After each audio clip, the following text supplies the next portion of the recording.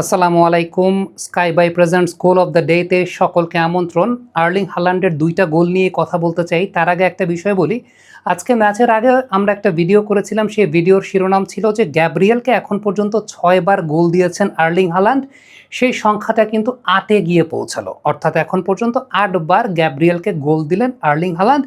প্রথম গোলটা সেটা গ্যাব্রিয়েলের ওপর দিয়েই আর্লিং হাল্যান্ড দিলেন। দ্বিতীয় গোলটা সেটাও কিন্তু গ্যাব্রিয়েলের কাছ থেকেই গোলটা দিলেন এবং এক্ষেত্রে সবচেয়ে ইম্পর্টেন্ট ব্যাপারটা অ্যাসিস্টটা কোন জায়গা থেকে এসেছে। অ্যাসিস্টটা এসেছে তাদের বাম পাশ থেকে, অর্থাৎ নরওয়ের বাম পাশ থেকে, ব্রাজিলের ডান পাশ থেকে আন্দ্রিয়াস শেলডরপ তিনি কিন্তু দুটো অ্যাসিস্ট করেছেন। তিনি নেমেছিলেন সেকেন্ড হাফে, তার আগে নুসা ওই পজিশনটা থেকে খেলছিলেন। তবে নুসাকে বসিয়ে আন্দ্রিয়াস শেলডরপকে নামানোর পর থেকেই কিন্তু আলটিমেটলি ঘটনাটা ঘটে গেছে। একটা বিষয় উল্লেখযোগ্য, সেটা হচ্ছে ব্রাজিল কিন্তু এই ম্যাচটা পুরোপুরি খেলেছে ট্রানজিশনাল বেসড ফুটবল, অর্থাৎ ব্রাজিল নিজের পায়ে বল রেখে ডমিনেট করে খেলতে চায় নাই। ব্রাজিলের স্ট্র্যাটেজিটাই ছিল আসলে লুকাস পাকেতা যেহেতু নাই, তারা ট্রানজিশনাল বেসড ফুটবলটা খেলতে গেছে এবং এই ট্রানজিশনাল বেসড ফুটবলটা খেলতে গিয়ে তারা শুরুর দিকে অন্তত ৫ থেকে ৬টা চান্স মিস করেছে। এরকম ট্রানজিশনাল বেসড ফুটবল যখন আপনি খেলবেন, তখন আপনি যখন পেনাল্টি মিস করবেন, তখন আপনি বেশ কয়েকটা চান্স মিস করবেন। ব্রুনো গিমারেজ আর একটা চান্স মিস করেছিলেন। এগুলো আসলে এক ধরনের ক্রাইমই বটে, আর গোলকিপারও ভালো খেলেছেন। তবে আমি গোলটা নিয়ে কথা বলতে চাই, যেটা আসলে নরওয়ে দিয়েছে। সত্যি কথা বলতে দুইটা সাবস্টিটিউশন অনেক বড় চেঞ্জ করে দিয়েছে ব্রাজিলকে। একটা হচ্ছে এন্ড্রিক আর একটা হচ্ছে নেইমার। আপনি করতে পারেন, কিন্তু আপনি যখন আসলে এরকম ট্রানজিশনাল বেসড ফুটবল খেলছেন, ওই সময়টাতে এন্ড্রিক এবং নেইমার এমন দুজনকে নামাচ্ছেন যারা আসলে ডিফেন্সিভ প্লেটা করে না। রায়ানকে উঠিয়ে নেওয়াটা এটা ছিল আসলে সবচাইতে বড় ট্যাকটিক্যাল গ্যাম্বলিং এবং এই জায়গাটাতেই ব্রাজিল মূলত ধরা খেয়ে গেছে।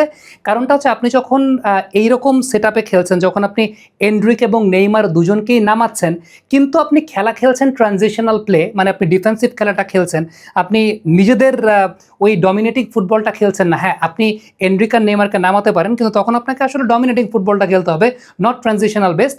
এন্ড্রিক আর নেইমারকে খেলিয়ে আপনি যখন ট্রানজিশনাল বেসড ফুটবল খেলছেন এবং যখন আপনার রাইট সাইডটাতে রায়ান নাই, তাদের লেফট সাইডে একটা খুব পেসি ফুটবলার যে ক্রস ফলো করতে পারে, নাম্বার 21 যার কথাটা আমি বলছিলাম, আন্দ্রেস শেলডরপ, তিনি ওই জায়গা থেকে ডমিনেট করছেন। তাকে ডিফেন্স করার মতো রায়ান ওই জায়গাটায় ছিলেন না, বা রায়ান নেমে আসার মতো ওই রকম প্লেয়ার ওই জায়গাটায় ছিলেন না। সো একটা ক্রসই আসলে পুরো ম্যাচে আর্লিং হাল্যান্ডের কাছে গেছে, একটা ক্রসই গেছে, সেই ক্রসটাতে আলটিমেটলি গোলটা কিন্তু হয়েছে। প্রথমার্ধে একটা ক্রসও করতে পারেন এই বক্সে নরওয়ে। এবং ওই জায়গাটাতে বলছিলাম যে নুসা তিনি যে কাজটা করছিলেন, তিনি বল নিয়ে ৩০-৪০ মিটার দৌড় দিয়ে আবার ব্যাক পাস করছিলেন।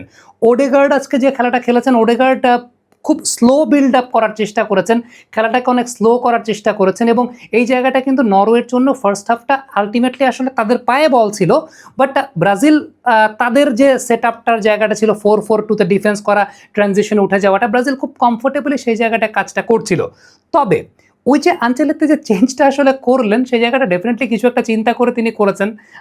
তিনি তো আসলে মাস্টার অফ নকআউট গেমস, কিন্তু আপনি যখন ওই রকম একটা চিন্তা করে নেইমার এবং এন্ড্রিক দুজনকেই নামালেন, বাট আপনি খেলছেন ডিফেন্সিভ প্লে, নেইমার এবং এন্ড্রিক দুজনের কেউই ডিফেন্সিভ প্লেতে ওই কাজটা করেন না বা ডিফেন্সিভ প্লেতে হেল্প করেন না। সো রায়ান যখন ওই জায়গা থেকে নাই, ওই লেফট পজিশনটা থেকে, লেফট ফ্ল্যাঙ্কটা থেকেই কিন্তু একটা ক্রস আসলো, সেই ক্রসে গোলটা দিল। চায়না থেকে নিজের ব্যবসায়িক পণ্য সোর্সিং বা শিপিং করুন ১০ বছরের অভিজ্ঞতা সম্পন্ন স্কাইবাইয়ের মাধ্যমে।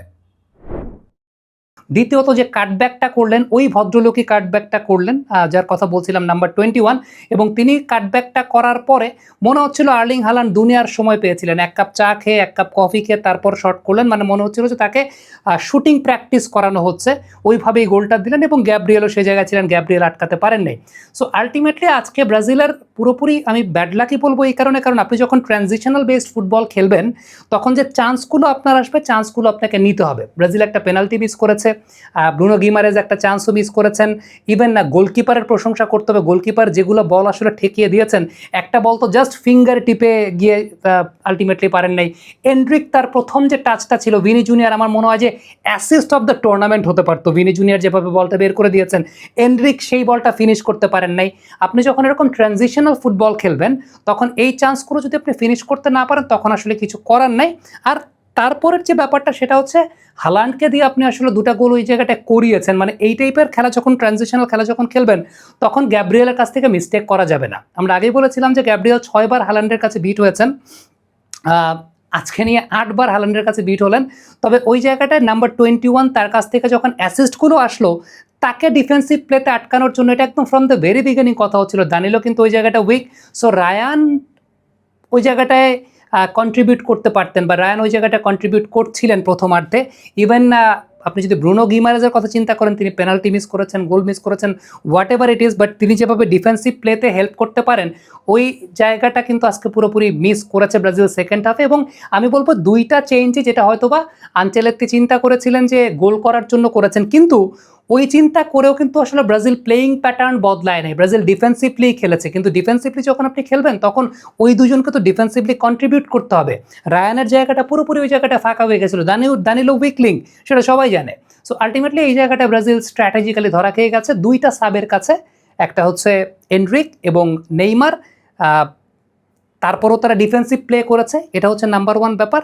আর নাম্বার 2 হচ্ছে ওই জায়গাটা রায়ান ছিল না, একই জনের কাছ থেকে 2টা অ্যাসিস্ট হয়েছে এবং গোল হয়েছে। এবং আপনি হিসাব করে দেখবেন যে আর্লিং হালান্ড কিন্তু আলটিমেটলি 3টা চান্স নিয়েছেন, যার মধ্যে 2টা গোল হয়েছে। So it was easy equation, মানে পুরো ম্যাচে একটাই ক্রস হয়েছে, সেই একটাই ক্রসে একটাই হেড পেয়েছেন, এবং সেটা সেকেন্ড হাফে হয়েছে। যেই ক্রসের জন্য সুযোগটা আসলে পেয়েছেন কেন, কারণ ওই জায়গাটাতে ডিফেন্সে কমপ্লিমেন্ট বা ডিফেন্সে কম্পেনসেট করার জন্য রায়ান সেই জায়গাটায় ছিলেন না। কমেন্ট বক্সে আপনাদের মন্তব্য মতামত জানতে চাই। নরওয়ে ম্যাচ জিতেছে, ব্রাজিল ম্যাচ হেরেছে। What do you think about that?